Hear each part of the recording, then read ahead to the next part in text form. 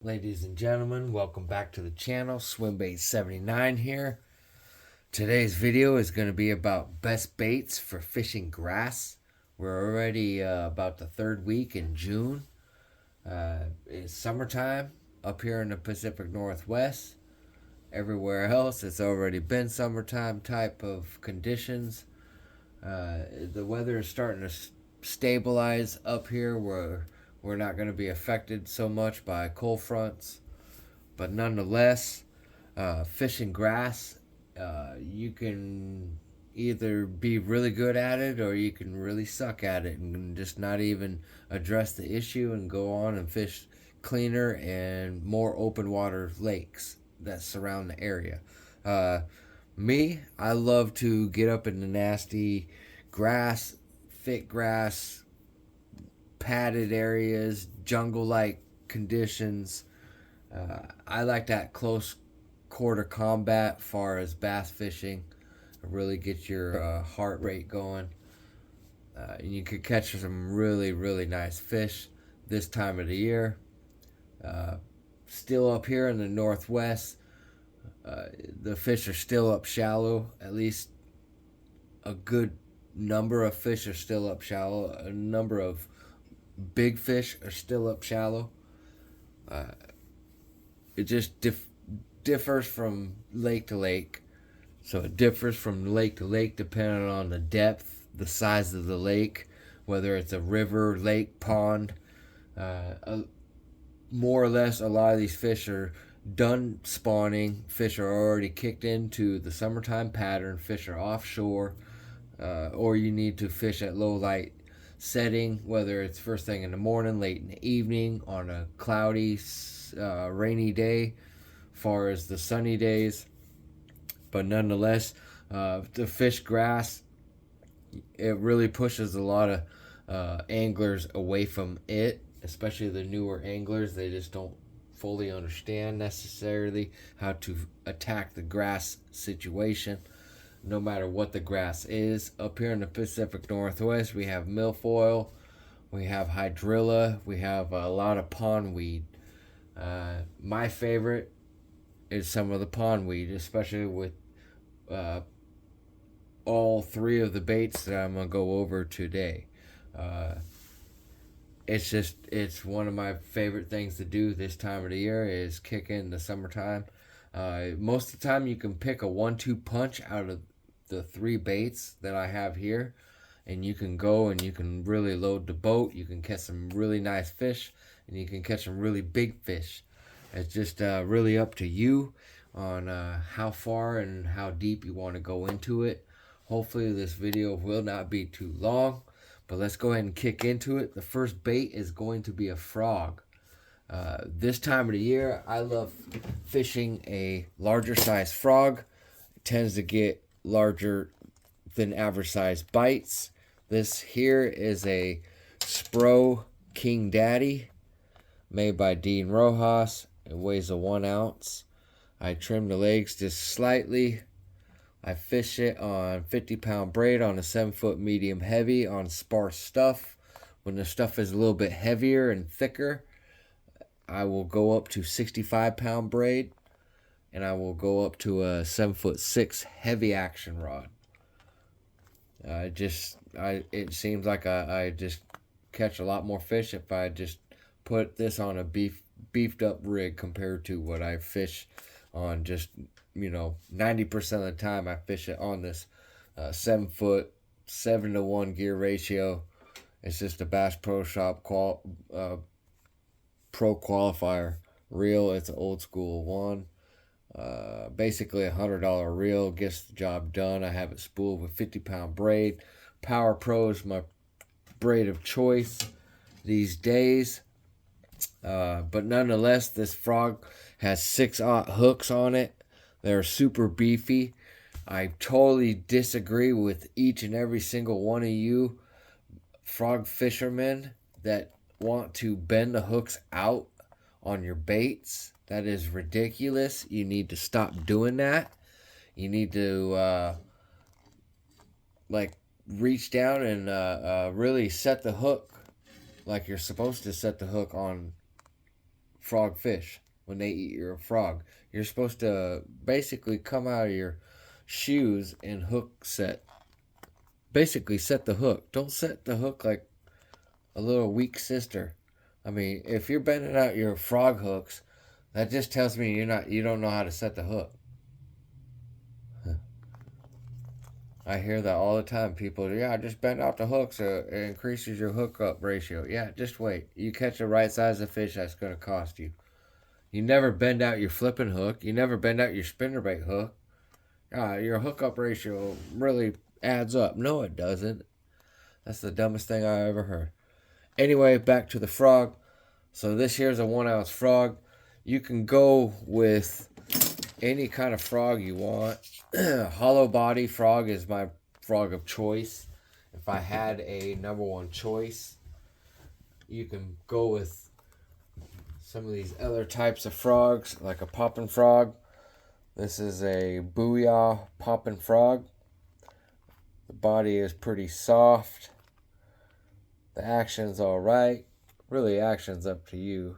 It's just, a poppin' frog. Moves a lot of water. I tend to use this on windy days or, not so very weather-like days in the warmer months. My first choice is always going to be a pointed frog. A frog you have to do the action yourself. These are Strike King Sexy Frog. They have little arms underneath them. Pretty cool looking. I'm used to just throwing a Spro frog. I've thrown a Spro frog for probably 15 years. They make a badass frog. That Spro 65 in the Midnight Walker is the hands down the best. That is the color of that, name of that color of that frog right here is Midnight Walker from Spro. Again, it was made by Dean Rojas, which is a tournament pro, a frog legend in tournament fishing. So you can utilize these other smaller size frogs if you're just kind of learning about frogging, or if you just got smaller size fish and you don't really want to fish a giant frog, you can go with these. Once again, this color is called Stump Jumper. I don't know, there's some kind of shad color here. And yeah, I don't even know this color either. But nonetheless, a lot of people look at the top of the frog and they say, oh, that's a great color. This is what the fish are going to look at, is the bottom. Sometimes it can mean the world, sometimes it doesn't mean nothing. So just keep that in mind when you're shopping for frogs. I try to keep to the natural colors. You get far more bites. So another type of frog is going to be your moving type of frog, toad type of baits. I don't have any toad type of baits right now, but more or less I used to fish those back in the day. Probably 15 to 20 years ago, I used to fish the Ribbits frog, the horny toad on a 5/0 running frog style type of a hook with a little screw lock hook on it. But these are called Teckle Sprinkler frogs. They're wonderful baits. I highly recommend anybody that wants to get into catching big fish or even just frogging. Just get into the frog rhythm of catching fish and getting introduced into frog. This is an easy frog lure to catch fish on. The hooks are naturally sit out and away from the body. They're already, look at them, they're already kind of slightly bent the way they sit on this. And after time of catching fish, you'll accidentally lower one side of the hooks, especially if you keep hooking fish on that side of the hook. You'll notice that a lot more or less on the stationary frogs like this. This is an older frog here. But these are Teckle Sprinkler frogs. These are very easy. They still pretty much snag, especially around wood and docks, due to the hooks staying away from the body. Just naturally, the body is very soft. They have a little screw lock with a little boot tail on there. When you run out of this tail, every package comes with two tails, one on the body and one as a spare tail. You can easily just cut off your favorite swim bait boot tail, the last, I don't know, inch or two of the swim bait, and you can easily throw that on there as a replacement tail, sort of like this. This is a Magnum size Sprinkler Frog, homemade by me. This is a pretty cool deal. You can easily do this with any of your frogs. If they have those mushy ass legs, they're all gooey, and they turn your freaking tackle box into some gooey shit, you can just clean that shit out, cut the legs off. I drop a couple drops of super glue in there just to finalize anything trying to get in there. I take a 3-way swivel, slide it across 2 of the hook points, get a couple of split rings. I have it rigged up a little bit different. Get one of these screw locks. Get your favorite tail. Now you're going to have to play with this length of the tail for the size of the bait. This is a Magnum size, so I used a tail from this is a Castaic Jerky J swim bait. I think it's a 7-inch soft plastic swim bait, full body. Nonetheless, I cut it off and use it as a homemade Sprinkler Frog. I have lost an absolute giant on this frog. I'm talking like over a 9-pound fish.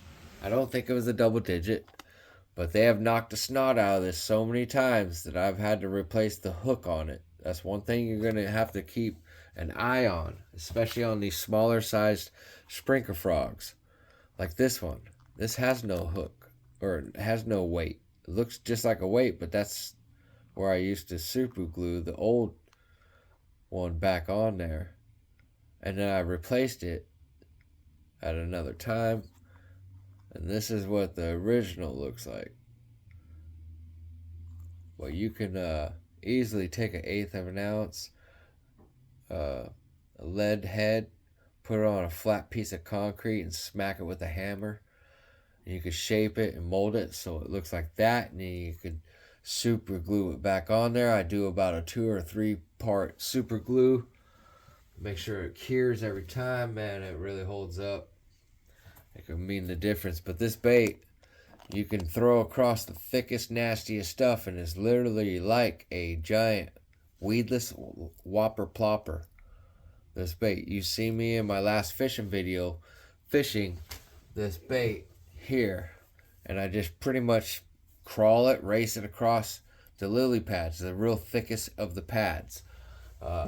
Is a great way to find fish, see fish, whether it's in the grass, the pads, matted up grass like milfoil likes to do, especially in the south. But this is just a great bait. It's a larger profile. If I'm looking for a bigger bite, I usually gonna have this on, and I'm put it on the 7'6" heavy action rod. I just feel way more comfortable having it on there and fishing it. And you can literally play with the length of this tail, and it will, if you play with it, cut it long, start out long and go short, you're going to listen to this and listen for that whopper plopper sound for it to mimic just on open water, or even just across the surface with grass. You'd be surprised the most ferocious strikes you will ever encounter is with a bait like this, or even just a frog just raced across the top. Doesn't even matter about the size, but I prefer the larger size frogs. But not everybody else has gear to fish that. I understand that. So that's going to be, frog is going to be the first best bait for fishing grass. Now my second bait is the swim jig. Now this, to me, is designed to be fished in the grass. This is, I prefer the Dirty Jigs swim jigs. if you check out my other videos, I'll be doing another video coming up all about the swim jig. I got some more swim jig trailers coming in. But this is a 3/4 ounce dirty jig swim jig on 50-pound braid. I have a Gambler Big Easy in ripe melon, and I even dipped the tail in chartreuse dye or the orange dye. I prefer this setup, especially on a 7'3" medium heavy rod, as we have right here. This is a Mach 2 combo. It's designed for a crankbait, but it really keeps the fish pinned. You can check out one of my videos on swim jigging, actual fishing videos, and I kind of whacked on them. I think I caught about 13 fish on the swim jigs. In the semi-thick grass, it was definitely my 1-2 punch. Lately has been the frog and the swim jig. Slowly but surely it will transfer into or transition into the flipping bite, which is what I really want to have happen. It's gonna be any time. So as the flipping bite transitions, more or less, where I'll have like a 3-headed dragon to choose from to be able to slay bass all throughout the summer, and that's going to be flipping, swim jigging, and frogging, especially at the grass lakes or heavy cover lakes. I prefer the grass lakes. It's very easy to fish. Other than that, can't go wrong. With the swim jigs, I like to have at least a 5-inch trailer on there. I'm currently out of the Big Easy 5-inch and the ripe melon. I have new ones in the melon shad right here. I prefer the 5. These are 5 1/4 inch. I cut off about 1/4 to 1/2 inch off of the head and thread it on there. It has a bigger boot tail. I feel like that bigger profile, even though you're cutting off about that much and threading it on there. I even drop a super glue on there, and it really holds the bait on there. You can end up using the Rage Tail Rage Craws if you really wanted to. I like the bigger profile of a swim bait on the swim jig. It really gets the job done. When I do start catching fish with the swim jig, I will literally rig up 2 rod and reels with 2 swim jigs, 2 colors or even the same color rigged up on 2 different rods, with 2 different gear ratios. This one's a 7.3 and the other one's a 6.8. I prefer either one. I really don't care, but it's just something that I tested out this last time, and it was the mere difference of me catching fish and not catching fish. They wanted the slower gear ratio the first day, and the second day they wanted the faster gear ratio, so I had to switch it up and stay upon the fish. But nonetheless, I rigged this up the same way as I rigged the other one. These are literally the last 2 of these. Ripe melon, I think, is the color I had. Yeah, ripe melon. So this is the sold out bag, or the end of the bag that I had. And these are the new ones I have, called Melon Shad. So, yes. And I still have that rigged up on 50-pound. I will, like I said, I will put that on 7'6" heavy action rod if I really feel like I need to. Here's another, what is this? This is Easy Swimmer June Bug, made by Gambler. It's just a smaller version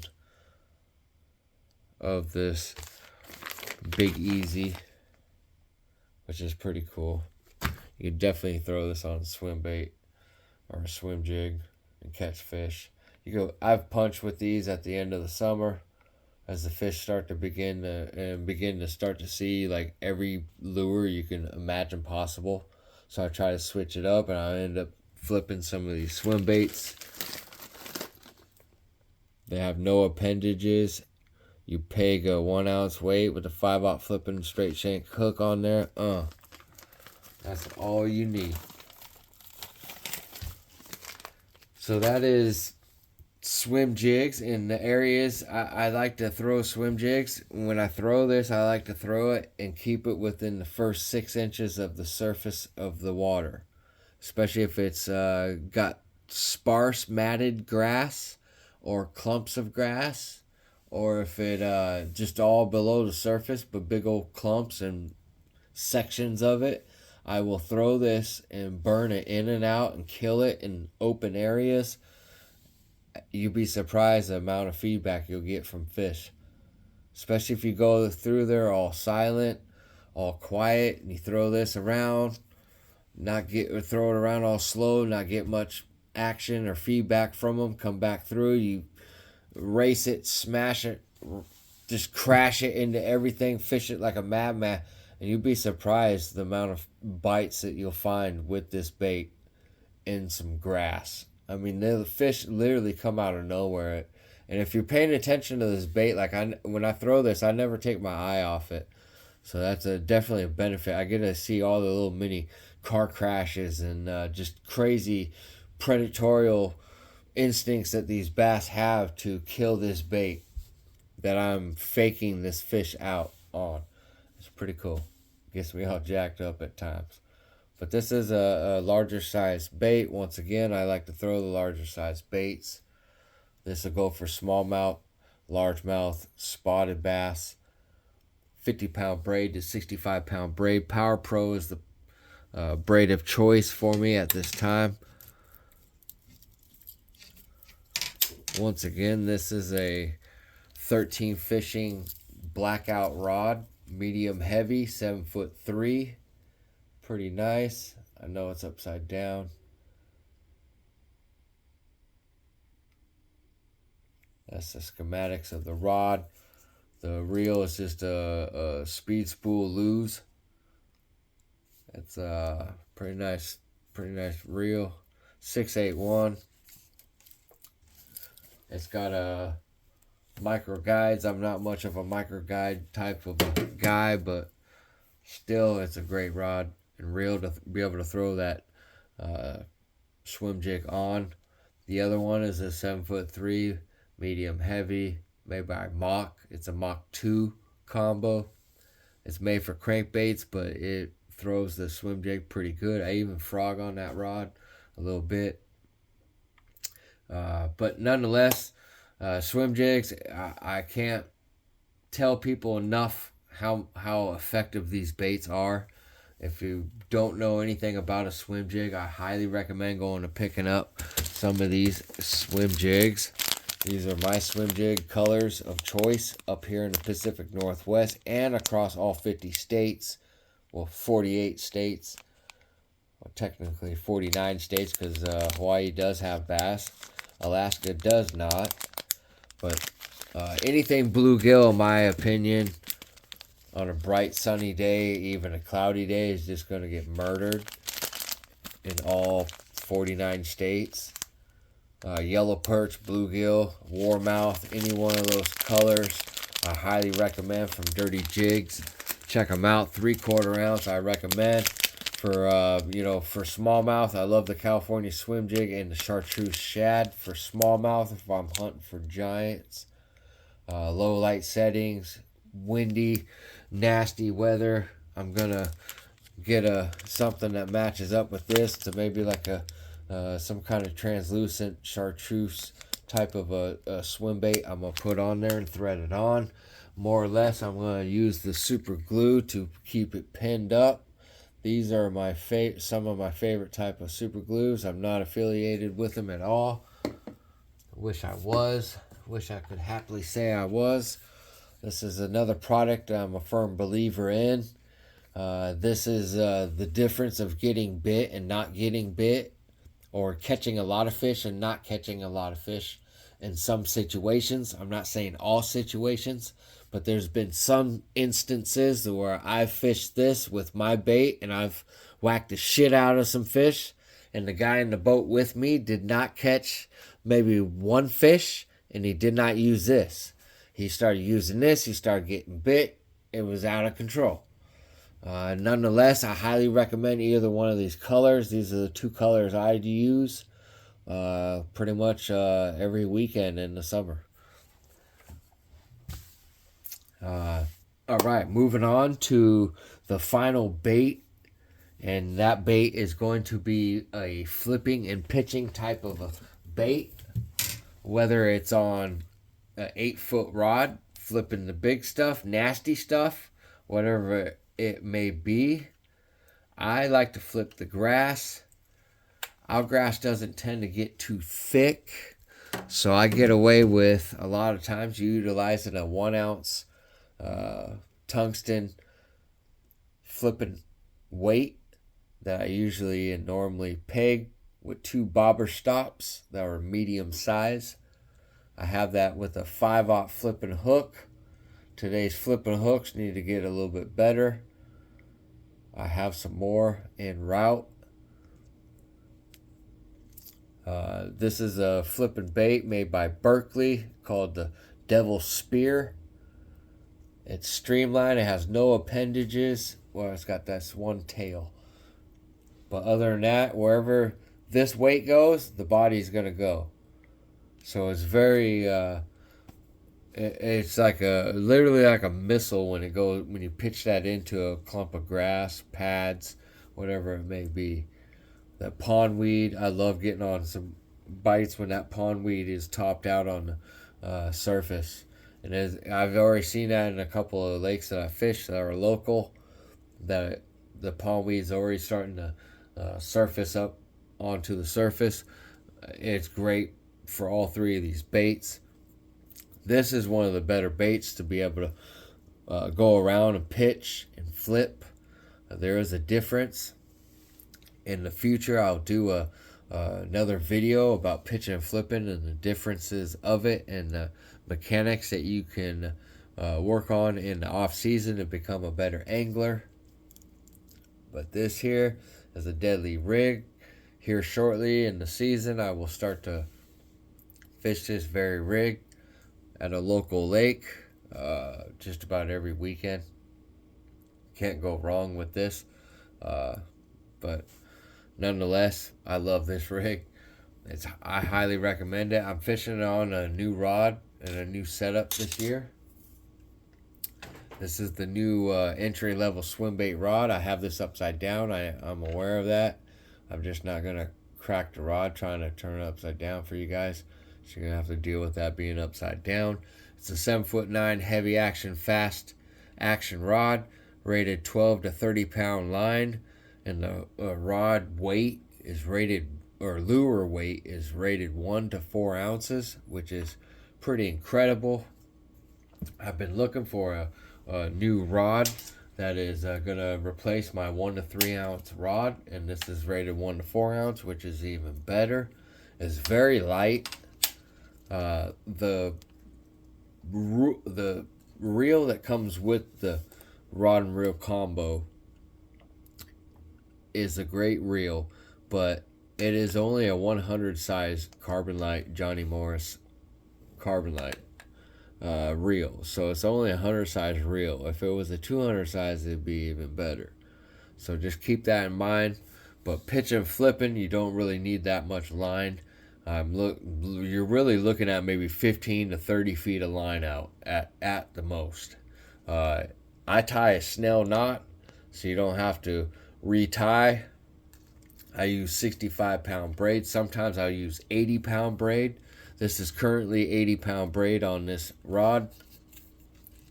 But I will put this same setup on 65-pound braid on a 7'6" heavy action rod. I will pitch a flip that way. This here is a 7'9" rod. I like the little bit longer length rods. they tend to have better leverage and better control once you hook the fish, in my opinion. Nonetheless, some of the stuff that I utilize for this deal of pitch and flipping is we're going to start off with the little bobber stops in the medium size. I like mine in the solid black. You can get them in any color. I don't think it really freaking matters on the color. Just makes it a little bit more stealth. But you can get these on Amazon for next to nothing. Like $10 and you get like 500 of these things. Pretty cool. As far as hooks, this is going to be a VMC heavy duty flipping hook. You see it has a pretty good keeper on it, but more than likely that keeper is going to break loose. The other deal with that is like this. I use a piece of heat shrink and put it over that so it keeps it on there. But I put it right at the edge so that'll catch that soft plastic like it's designed to do, and it'll sit up there and it'll keep from sliding down the straight shank the whole time, which is quite annoying. I do utilize a Snell knot, so if you know about that, then you know about that. I'll do a future video on flipping and pitching. But nonetheless, when you're buying flipping hooks, you want to make sure that it has a closed eye. You see that eye? There's no gap, no nothing. So if you use a Snell knot, it's not going to slip out of that. That is the worst thing you want to do, is fish with a non-closed eye of your hook, especially if you use a snelled knot. All these have closed eyes. I think this is a Strike King heavy cover Hack Attack flipping hook. It's one of my favorite hooks, but like I said, the little plastic keeper likes to break loose after a few fish, especially if you whack them like I do. I think this is the Owner Jungle Hook, which is good, but once again, the keeper is trash. I'm going to try to show you guys that. It is literally a little piece of monofilament that is, thick monofilament, literally probably 30 to 30 pound monofilament is what they put on there. I put the piece of heat shrink on there, but yeah, you can see what the heat does to the monofilament as the bait keeper on there. So that's kind of trash. The hook's great, but the bait keeper's trash. So you can see what kind of stuff I'm running into. I can literally probably put a piece of wire on there with this heat shrink on there. But I just rather do what I do. But once again, you can see the eye of these are closed. Or is that? Maybe that's not closed. I think it is. I think it's welded shut. Yeah. I try to shy away from utilizing those types of hooks, like the ones that aren't, welded shut. As far as weights, I just go with a 1 ounce here in the Pacific Northwest. This is a 1 ounce tungsten flipping hook. Tungsten is half the size of lead, so it's way more efficient to utilize the tungsten weights. I utilize the tungsten NACO weights that I find on Amazon. This is another cool flipping style type of a bait weight. It's called a slither rig. It has literally like a punch rig. Put this on your line. This to slide up and down your line. But I would put a bobber stop and stop it right above your hook. It gives your bait a bigger profile utilizing this. Especially if you use, a 5-inch swim bait, and then you use this style of a weight with a little punch skirt on there. So you could just slide any old color skirt on there. put your bobber stops on there and slide this up there, and then tie a snell knot onto your 5/0 flip-a-knot straight shank hook, and you got yourself a little rig. Makes it look like a jig. This is only 1/2 ounce, but it is. I utilize this more or less in the early time of the year when the fish are just moving up, late February. But it's something else to utilize and look out and look for while you're on water. Any of your flipping baits, like I've said before in my past videos, any of your crawl type baits, creature style baits. I like this. Lately I've been flipping this. This was designed by Mike Iaconelli for Berkeley Baits. Berkeley Havoc Baits. It is called the Devil Spear.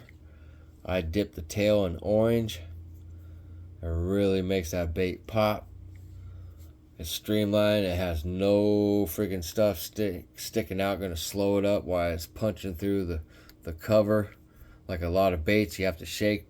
That's about the worst thing you have to do with a 1 ounce flipping weight. These, this time of the year is maybe you have to shake it and then it goes through. That's the only reason I would maybe go up to 1.5 ounces or 1.25 ounces, one or the other, here in the Pacific Northwest. I know down south, especially in Florida, the severe down south, yeah, Florida, they use up to like 2 ounce flipping weights. Compared to what I'm using, is nothing. But you can even scale this down to a 1/2 ounce, like I said, with this rig right here, and do it on fluorocarbon or even 50-pound braid.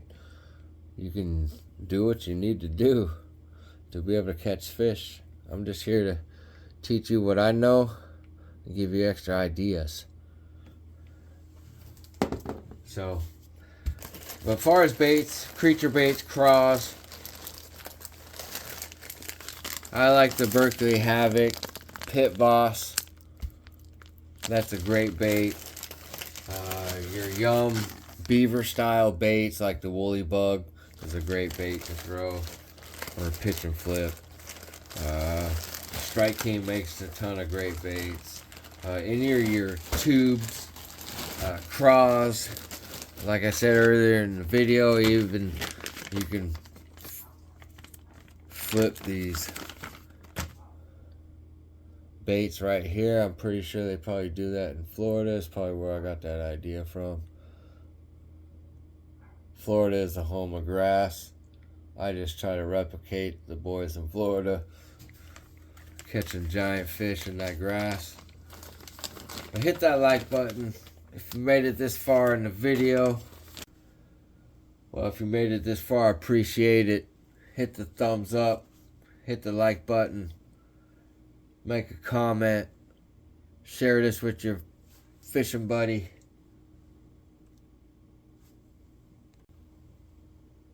Thank you for watching. Until next time, Swimbait 79 out.